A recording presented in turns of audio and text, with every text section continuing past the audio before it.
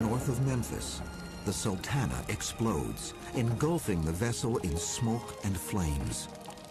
Her passengers and crew must now fight the raging Mississippi and each other for survival. As we go in search of history, we'll explore the tragedy that claimed more lives than the world's most famous shipwreck, Sultana, the Mississippi's Titanic.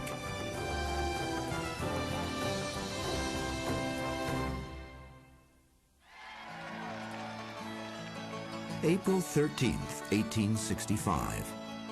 Shouts and cheers of joy erupted throughout much of the nation upon hearing of Lee's surrender to General Grant at Appomattox. The Civil War, which had raged on for 4 years and claimed more than 600,000 lives, was finally over. 5,000 Union soldiers at Camp Fisk, outside Vicksburg, Mississippi, were particularly thrilled with the news. The celebrating soldiers at Camp Fisk were recent parolees from the hellish Confederate prison camps Cahaba and Andersonville, where some had been held as long as 23 months. The death rate in the prison camps was 10 times greater than the death rate on the battlefield. Sanitary conditions were virtually non-existent. The greatest problem was starvation. Some of these men went in weighing 170, 180 pounds, normal weight for that period. They came out weighing less than 100. German-born Adam Schneider was among the thousands of soldiers wasting away in a Confederate prison. His great-great-granddaughter, Civil War historian Pam Newhouse, knows his story well. It was a terrible hardship. The river overflowed its banks several times, the worst time being in March of 1864. Many of the men had to stand in knee-deep water or higher water for 2 to 3 days. Another soldier who survived the atrocities of prison camp was Private Chester Berry of the 20th Regiment Michigan Volunteer Infantry. In his memoirs, he recalled his joyous arrival once paroled to Camp Fisk. I never experienced a happier day in my life than I did when we marched under the old Stars and Stripes at the Big Black River Railroad Bridge. It seemed to us that the all-wise ruler had gotten up a bit of sunshine and a small breeze in order that we might see that glorious emblem of liberty proudly unfold itself and kiss the sunshine. Now that the war was over, the battered prisoners consoled each other with talk of their impending release and of the long-awaited homecoming shortly to follow.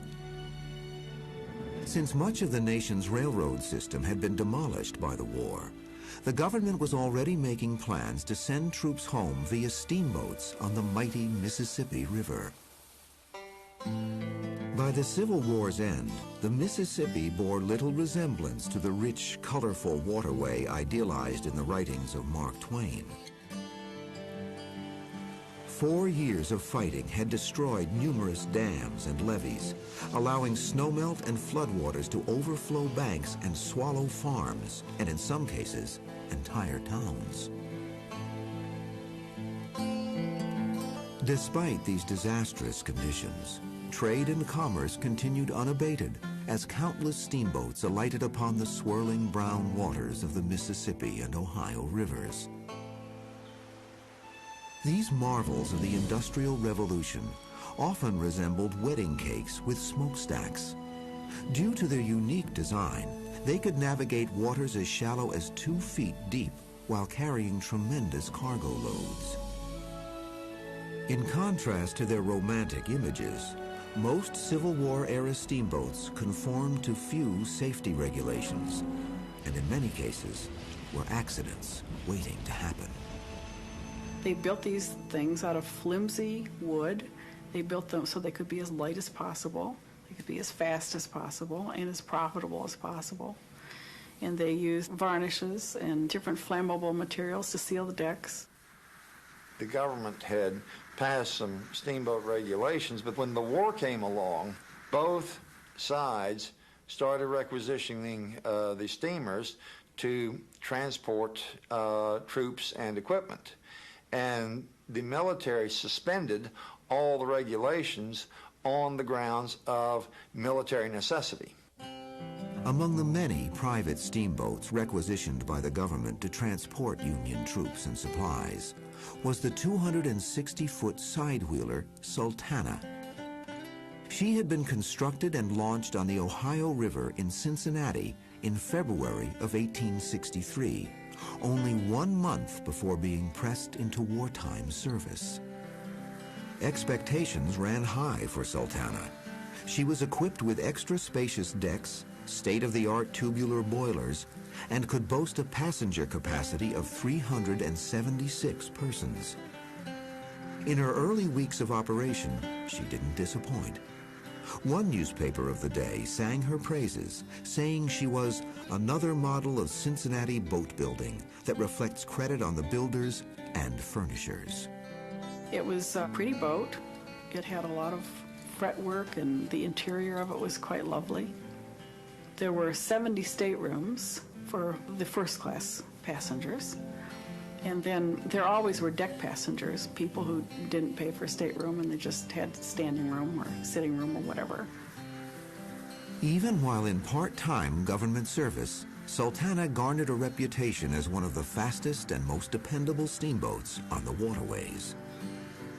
In early 1864, Sultana was sold to a group of St. Louis businessmen, including 34-year-old J. Cass Mason, who was himself a riverboat captain. Mason was a hot dog. That's the easiest way to describe him. As far as maneuvering his steamers and being able to get them from point A to point B, he was very capable, and in the Mississippi that says a lot because it's such a dangerous river. But he pushed them. He prided himself on speed, not only meeting his schedules perhaps, but even exceeding them, because the fast steamer got the cargo and got the passengers. Mason was also a man with financial problems, like many of the high-living riverboat pilots whose business had been hurt by the war. He's a northerner, all right, but he was transporting goods to the Confederacy at one point. So I guess maybe he was just not above transporting anything for the buck. During the summer and fall of 1864, Mason pushed Sultana to her limits, setting a new speed record on the Mississippi. The numerous hurried trips and the high steam pressure they required took a toll on the boat's tubular boilers. Their temperamental coolant tubes were continually clogged with Mississippi mud, prompting pressure to rise, increasing the danger of an explosion. By April of 1865, the Civil War was winding down. Trade was uncommonly slow. Competition for business among steamboats was fierce. With little incoming capital, the debt-ridden Mason was forced to sell the majority of his interest in Sultana, leaving him a 1/16 minority owner. With the war now at an end, Captain J. Cass Mason believed his fortunes were about to change, with tens of thousands of federal troops and prisoners needing transportation to their homes in the North.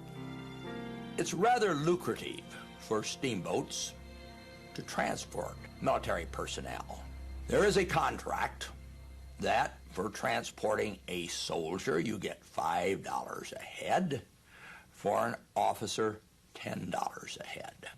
So it was a tremendous windfall. And steamboats were arriving at Vicksburg with regularity, hoping to get some of these men. On April 13th, 1865, as Sultana steamed away from the wharf at St. Louis, heading south toward Vicksburg, her captain J. Cass Mason clung excitedly to hopes for a prosperous future. Some 500 miles to the south, the 5,000 Union soldiers being held at Camp Fisk were in high spirits as well. The war was over, and they eagerly awaited safe passage home to their families. April 14th, 1865. Despite the prospect of imminent financial ruin, Captain J. Cass Mason, master and part owner of the steamboat Sultana, was elated to be heading downriver to Vicksburg, where he expected to make a small fortune transporting Union troops home. At his first stop en route to Vicksburg, Mason and his 80-man crew received heart-stopping news. President Abraham Lincoln had been shot and killed by John Wilkes Booth while attending a play at Ford's Theater in Washington, D.C. With much of the country's telegraph system destroyed by war, Sultana inherited the somber task of delivering news of the president's death to every town, city, and landing along the banks of the Mississippi. Several hundred miles south, paroled Union prisoners at Camp Fisk awaiting their release were yet unaware of their commander-in-chief's assassination. The camp was filled with dreamy talk of homecomings, as evidenced by the letter of Sergeant Thomas Hines. Dear friends at home, once more I will take this opportunity to write to you a few lines on my birthday. I am 27 today. We've had glorious news of late. There is talk of our being sent north soon. I hope it may be so. I have not got time to write more now, so goodbye for this time. From your son and brother, Thomas J. Hines. Sultana steamed into Vicksburg on the evening of April 17th. There, Captain Mason met with Colonel Reuben B. Hatch, Chief Quartermaster of the Department of the Mississippi. Hatch was Mr. Corruption. He was in charge of arranging transportation, but he would not do anything without being paid off. The Army Command had initiated court-martial proceedings against him before. But the problem was his brother and various friends had been instrumental in Lincoln's election. So Hatch's political protection extended all the way to the White House. So he was covered. Like J. Cass Mason, Hatch saw a huge potential for profit in the transporting of freed POWs home. After conferring with Mason, it was agreed that Hatch would receive a commission to place a large load of Camp Fisk soldiers aboard the Sultana. And his idea of a large load was 1,500 men, which would have been a pretty good size load, bigger than most loads. And Hatch was willing to give it to him, it looks like. But the capacity of that boat was 376. On April 23rd, Captain Mason's dreams of fortune seemed doubtful when one of Sultana's aging boilers ruptured. Motivated by greed, Sultana's chief engineer took a dangerous shortcut, badgering a Vicksburg boilermaker into applying a temporary patch to the damaged boiler. In fact, they should replace the whole section of the boiler. But if they're going to do that, much time will be lost. 2 vessels have sailed upriver already. 1,300 on one of them, 700 on the other. And this is maybe their last opportunity. While Sultana's boiler was being repaired, Captain Mason went ashore to collect his human cargo. The officer in charge of sending the thousands of men from Camp Fisk to the waiting steamboats at Vicksburg was Captain Frederick Speed. Upon filling out the rolls listing all soldiers, Speed would see to it they were shipped out in a timely fashion. And I don't think that Captain Frederick Speed knew what was going on. I don't think he took a bribe. They were bringing the men from Camp Fisk in by the train load, about 600 per load. Speed was there physically to load the first train load. Then he went off. Well, when Speed came back, another load had been put on, a second load, a train load, and he didn't really realize that. I don't know why someone didn't tell him, but then here came a third load, and Speed thought this was the second load. In addition to the paroled Union prisoners waiting to board Sultana at Vicksburg, there were 100 civilians with tickets for passage. Among them were 34-year-old Ann Annis, her husband, Lieutenant Harvey Annis, and their 7-year-old daughter, Belle. Anne had come to Vicksburg to care for her ailing husband and to accompany him back home to Wisconsin. She later recalled Sultana's overcrowded decks. Great fear was felt by everybody on account of the large number of passengers and the boat being top-heavy. The clerk pointed out to my husband and myself the sagging down of the hurricane deck in spite of extra stanchions which were put in a great many places. The boat was very much crowded, but the men behaved very well indeed. While the wooden support beams were posted under Sultana's deck, Mason stood on the wharf at Vicksburg, tabulating his profits, as a seemingly endless flow of gaunt, blue-clad troops boarded Sultana. Seeing the boat's sagging decks, the line of soldiers suddenly stopped. The few men with the strength to protest demanded to be transferred to the Pauline Carroll, a near-empty steamer docked at the wharf. To prevent the loss of valuable passengers, a loading officer concocted an outrageous story. The loading officer told them, you can't go on that boat because there's smallpox on board. And of course, that was what scared everybody in that time and place. Pauline Carroll left with 17 passengers, and some of the passengers were remarking, isn't it a shame to load that many men on that boat? Private Isaac Van Nuys of the 57th Indiana Infantry was among the soldiers being hastily packed onto Sultana. When we were crowded on the vessel, I think it was 6 times its capacity. We were huddled together like sheep for the slaughter. Many as yet suffering from battle wounds, and most of them emaciated from starvation in prison pens.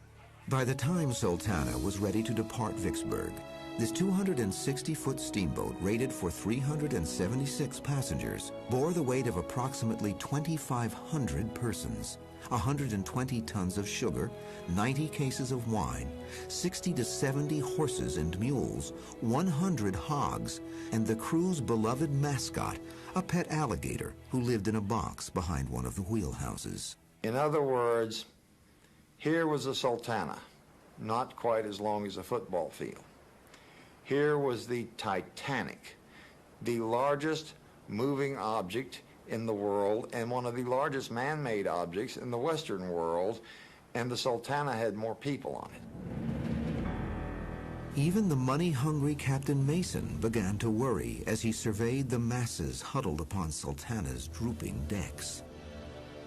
Almost when the boat was leaving, he expressed a concern that he had so many men on board that he would give anything. He would give his share of the Sultana if he could just get these men safely upriver. At 9 p.m., the Sultana pushed back from the wharf and steamed out onto the swift-flowing Mississippi River, bound for Cairo, Illinois. Among the 2,300 soldiers crammed into every imaginable space aboard Sultana's decks was Pam Newhouse's great-great-grandfather, 42-year-old Adam Schneider. Private Schneider and most of his fellow soldiers seemed oblivious to the discomforts of their cramped quarters. You know, they had been through such misery, though, before. Cahaba was bad, but Andersonville was incredible. And so I think it just sort of passed over the top of their heads that this was not right. Private Chester D. Berry wrote of the boat's first day on the river. All went as gay as a marriage bell for a while. A happier lot of men, I think, I never saw than those poor fellows were. The prospect of soon reaching home made them content to endure any amount of crowding. The main thought that occupied every mind was home, the dearest spot on earth. On April 26th, Sultana stopped briefly at Helena, Arkansas. Disaster nearly struck when a photographer on shore set up his camera in order to capture a picture of the overloaded vessel. In an effort to be seen in the photograph, most of the soldiers rushed to the port side of the boat, nearly causing it to capsize. But even though a lot of them were forced back to trim the boat on an even keel, that photograph, just every possible bit of space that is horizontal has somebody standing there. The rails are just black with the soldiers in their dark uniforms. This remains the last photograph ever taken of the Sultana.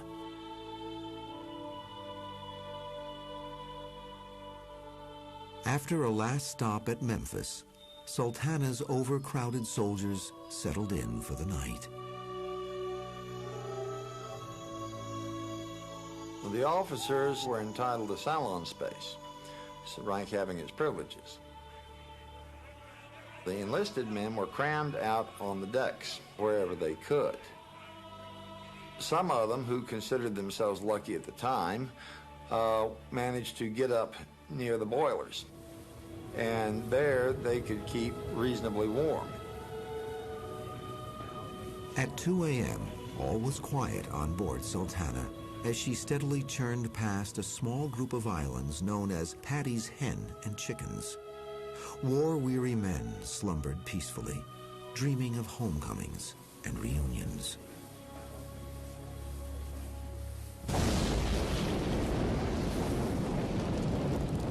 Just after 2 a.m., the silence was shattered by a blast that one witness described as more powerful than 100 earthquakes. The midsection of Sultana exploded, sending a geyser of steam, wood, and bodies 50 feet into the nighttime sky. Those who weren't killed instantly crawled away from flames that had already engulfed the middle of the boat. April 27th, 1865. Shortly after 2 a.m., the steamboat Sultana was rocked by a boiler explosion 7 miles north of Memphis. The first explosion was immediately followed by 2 more blasts. Nearly 2,500 souls found themselves trapped between a blazing inferno and the raging floodwaters of the Mississippi River. Private Isaac Van Nuys later wrote of the chaos. The water was full of drowning men and dead bodies. I jumped into the river and went down. It seemed to me a half of a mile in the water. I managed to get 2 pieces of timber together by tying them with my suspenders around one end and nailing a board across the other end with a chunk of wood.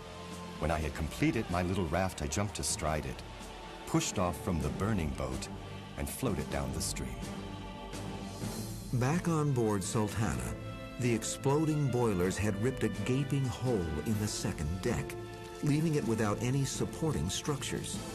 As a result, the deck caved in, funneling dozens of soldiers to their deaths in the coal-fed flames.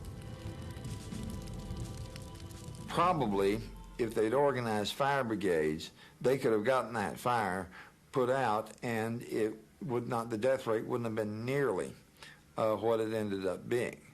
But the problem there was there were just so many men, and so many of the officers had been killed outright, and so you just had panic.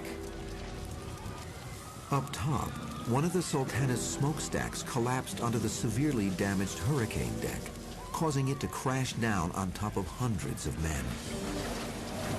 Many were killed instantly. Others managed to crawl through the twisted wreckage to parts of the deck that were still intact. Among those who witnessed this horrific scene was Chester D. Berry. I was awakened from a sound sleep by a stick of cordwood striking me on the head and fracturing my skull. I sprang to the bow of the boat, and turning, I looked back upon one of the most terrible scenes I ever beheld. The horrors of that night will never be effaced from my memory. Such swearing, praying, shouting, and crying I had never heard. Like hundreds of others around him, Berry was faced with a mortal dilemma: to burn to death or to jump overboard and risk drowning in the onrushing currents of the river that T.S. Eliot would call a strong brown god. Here is this river filled with this ice-cold snow melt, It has risen way above its banks, way over the levees, has flooded the surrounding countryside and completely covered islands. And here are these men weakened by months in prison, thrown into this ice-cold water of a fast-moving river. Another thing that happened, though, was there was so many men jumping off the boat that they were jumping down on top of each other. They would go into the water like hundreds at a time and take each other down. So panic just reigned. Those who survived relied on clear thinking and ingenuity, clinging to floating bits of wood, bales of hay, and in some cases, the bodies of dead mules and horses. With a stiff breeze fanning flames along the back half of Sultana and hopes of escape fading, Private William Luganbeal came up with a unique plan for survival. Every loose board, door, window, and shutter was taken to swim on, and the fire was getting very hot. I thought of the box that contained the alligator, so I got it out of the closet and took him out and ran the bayonet through him 3 times. Took off all my clothing except my drawers, drew the box to the end of the boat, threw it overboard, and jumped after. As William Luganbeal was impaling the unfortunate alligator, Ann Annis, her husband Harvey, and their young daughter Belle attempted an escape from the burning boat. My husband then put a life preserver upon me and one upon himself, and took me and my child to the stern of the boat, and my husband and child jumped overboard. I followed as soon as I could, but the life preserver was not placed on me right, and I held on to the rudder till I was obliged to let go by the fire. Anne dropped into the freezing river, where she attempted to join her husband and daughter. Horrified, she could only watch as Harvey and Belle were swept away by the current, never to be seen again. In a state of shock, Anne clung tightly to a piece of wood and floated clear of the chaos before losing consciousness. Among those still perched aboard Sultana's stern was Captain J. Cass Mason. We know that Captain Mason survived the explosion because several soldiers saw him throwing shutters, debris, boards overboard so that the men could jump over and hold on to them. And then he's totally lost somehow. He certainly doesn't survive. Some 260 feet away, at the Sultana's bow, over 400 people, among the last still on board, huddled together in the hopes that they could avoid the inferno, until the hapless boat spun 180 degrees into a stiff breeze, fanning the flames toward the bow. With the fire creeping nearer, people were forced to jump into the sea of struggling passengers beneath them. Sultana was now abandoned. The anguished cries that had filled the Tennessee night slowly faded as Sultana began to burn herself out. Among those who escaped was Private James Stewart Cook of the 115th Ohio Infantry. He was among the first to be rescued from the icy Mississippi. I could not swim very much. The scenes of my life were passing through my mind, and I was about to give up all hope when I saw downstream a dim light. This gave me new courage. As it approached me, I saw that it was a steamer, and as she neared me, I shouted with all the strength of a drowning man for help. Stewart was rescued by the Bostona II, a steamboat on her maiden voyage upon the Mississippi River. Upon sighting hundreds of drowning soldiers, the Bostona II's captain ordered all floatable items on his vessel thrown overboard. All told, the Bostona II rescued over 200 men. 7 miles away, the city of Memphis was alerted to the disaster by the distant glow of the burning Sultana and her survivors' cries for help.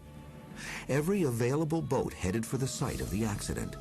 The rescue fleet included several Union naval vessels. The gunboat Essex rescued William Luganbeal, still in his alligator's crate.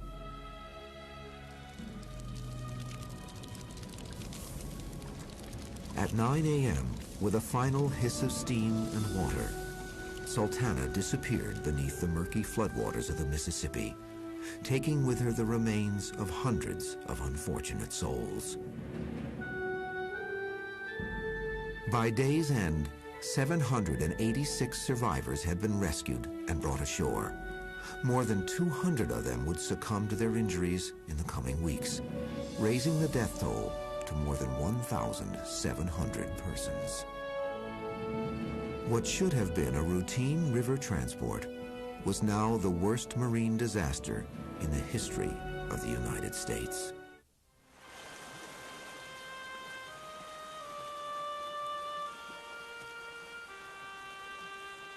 April 27th, 1865.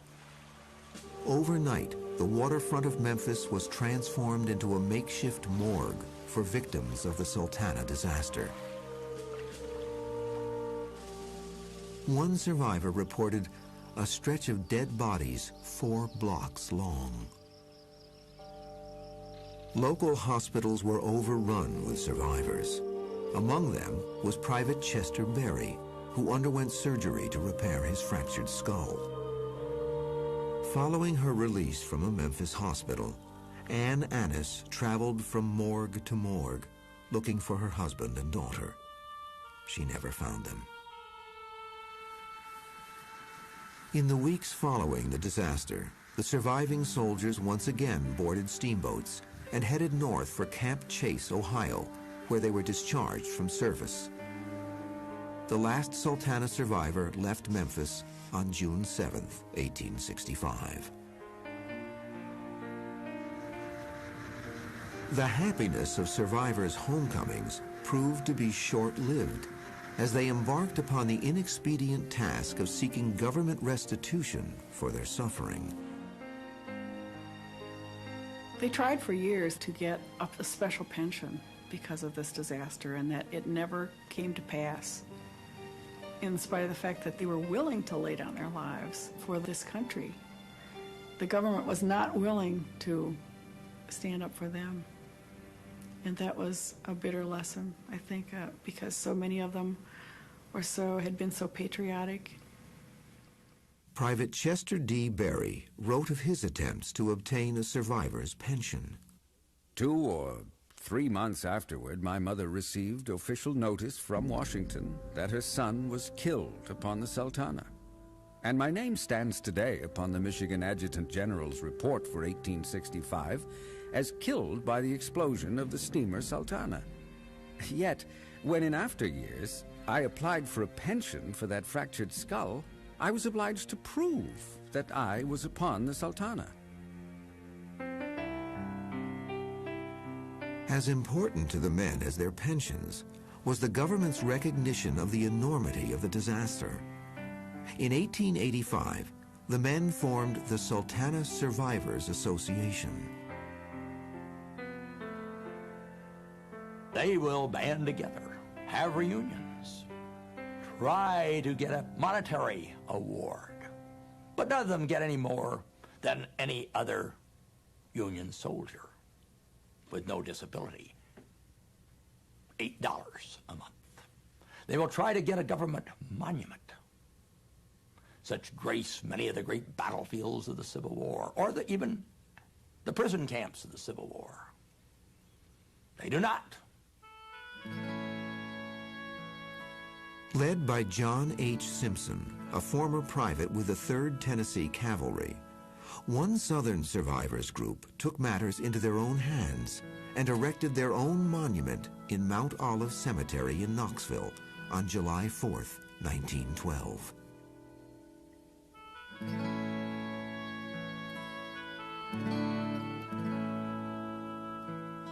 As the years passed, the size of the reunions dwindled.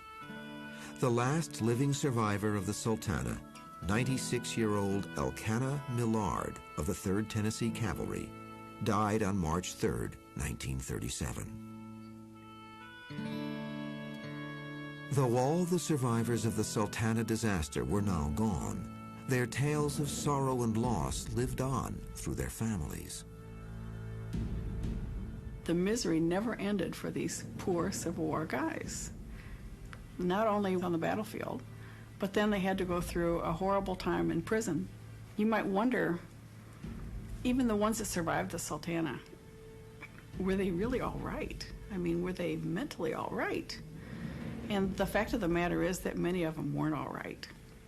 Michael Conrad was one who was never able to put this behind him, because on the anniversary of the sinking, on April 27th of every year, he would come to my grandmother's house, and they said he would cry like a baby. Just cry like a baby is how it was put. The heartbroken survivors' grief would soon turn to outrage upon hearing the shocking results of the government's investigations into the disaster.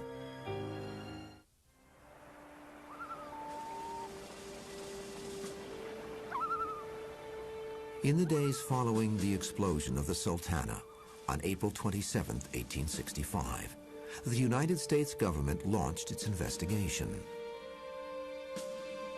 The points raised are, who was responsible for picking Sultana?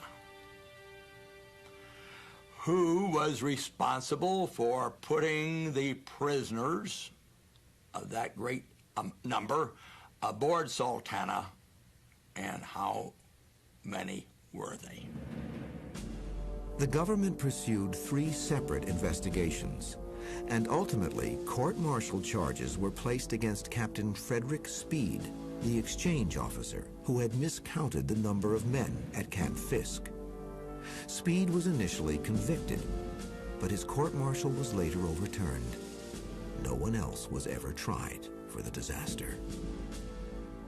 Among the Union officers avoiding prosecution was the corrupt quartermaster, Colonel Reuben Hatch, who had arranged for the soldiers to travel aboard Sultana. So, in the end, nobody was punished for this, or nobody was held accountable, let's put it that way. I think that's the crime, that, no one was held accountable for this.